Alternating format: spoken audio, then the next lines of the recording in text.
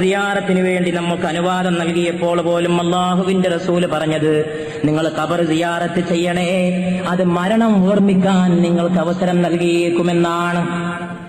ഖബർ എന്നൊക്കെ പറഞ്ഞാൽ മരണത്തെ ഓർപ്പിക്കാനാണ്, അല്ലാതെ പുതിയങ്ങാടി നേരത്തെ ആന ചവിട്ടി മരിക്കാനല്ല.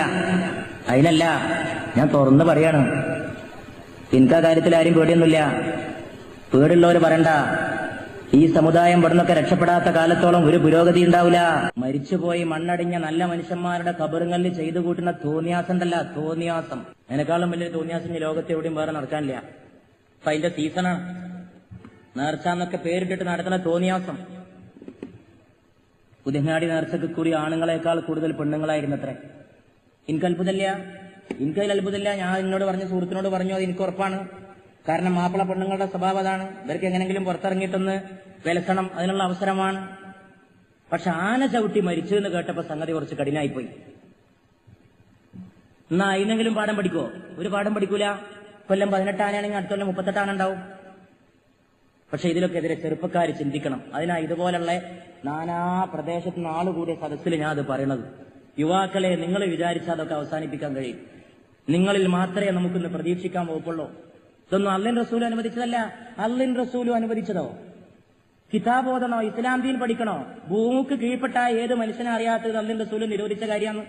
ഇന്ന് ഈ നടക്കണ ഈ പൂര ഉത്സവങ്ങളിൽ, നേർച്ചാന്ന് പേരിട്ട് നടത്തുന്ന ഈ ഉത്സവങ്ങളിൽ ഞാൻ പറയണത് റസൂല് ഹറാമാക്കിയതൊക്കെ അന്ന് രാത്രി നിങ്ങൾക്ക് അവിടെ കിട്ടുന്നു. ബാക്കി ഞാൻ പറഞ്ഞില്ല. ഞങ്ങളൊക്കെ ബുദ്ധിയുള്ളവരെ ഞങ്ങൾ ചിന്തിച്ചോളി. അള്ളാഹുവിന്റെ റസൂൽ എന്തൊക്കെ നിങ്ങൾക്ക് വേണ്ടാന്ന് പറഞ്ഞിട്ടുണ്ടോ അത് മുഴുവൻ അന്ന് രാത്രി ആ നേർച്ച മൈതാനിയിൽ നിങ്ങൾക്ക് കിട്ടും. ഖബർ സിയാറത്തിന് അനുവദിച്ചത് പരലോക ചിന്ത ഉണ്ടാക്കാൻ വേണ്ടിയാണ്. അവിടെ പോയിട്ട് ബാൻഡ് മുട്ടിയിട്ട് തോന്നിയാസം കാണിക്കാനല്ല. അള്ളാഹുവിൻ റസൂലും പഠിപ്പിച്ചിട്ടില്ല അത് തടയേണ്ടവർ തടയണം. കൗമ് പോണ വഴിക്ക് കൗമിനെ തെളിക്കരുത്. കൗമിന് പറഞ്ഞു കൊടുക്കേണ്ടവർ പറഞ്ഞു കൊടുക്കണം. പറഞ്ഞു കൊടുക്കേണ്ടവർ പറഞ്ഞു കൊടുക്കാതിരുന്നാൽ അവരും നാളെ അള്ളാഹുവിന്റെ മുമ്പാകെ കയ്യും കെട്ടി ഉത്തരം പറയേണ്ടി വരും എന്ന് പരിശുദ്ധ ഇസ്ലാം നമ്മെ പഠിപ്പിക്കുന്നു. അള്ളാഹു സുബ്ഹാനഹു വ തആല അമ്മാതിരിയുള്ള ജീർണതകളിൽ നിന്ന് ഈ സമുദായത്തെ മോചിപ്പിക്കുമാറാകട്ടെ എന്ന് പ്രിയപ്പെട്ടവരെ നമ്മൾ ദുആ ചെയ്യുകയും അതിനുവേണ്ടി പ്രവർത്തിക്കുകയും ചെയ്യണം. നിങ്ങളൊന്ന് ആലോചിച്ച് നോക്കൂ.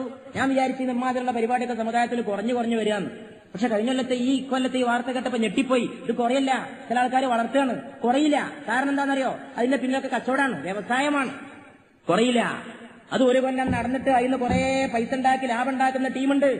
അവരുണ്ടായിരിക്കുന്നിടത്തോളം കാലം മാതിരി തോന്നിവാസങ്ങൾ ലോകത്തെന്നും ഉണ്ടാവും. കാരണം ഇത് കച്ചവടമാണ്. പക്ഷെ അത് മനസ്സിലാക്കാനുള്ള ബുദ്ധി സമുദായത്തിനില്ല. ഇത് ബിസിനസ്സാണ്, ഇത് ദീനല്ല, ഇസ്ലാമല്ല, വെറും കച്ചവടമാണ്. നടത്തുന്ന ആൾക്കാരുടെ വയറ്റിപ്പഴപ്പിന്റെ പ്രശ്നമാണ്. ഞങ്ങളെ വഴിപഴപ്പിക്കാൻ വേണ്ടി അവർ നടത്തുന്ന തോന്നിവാസമാണ്.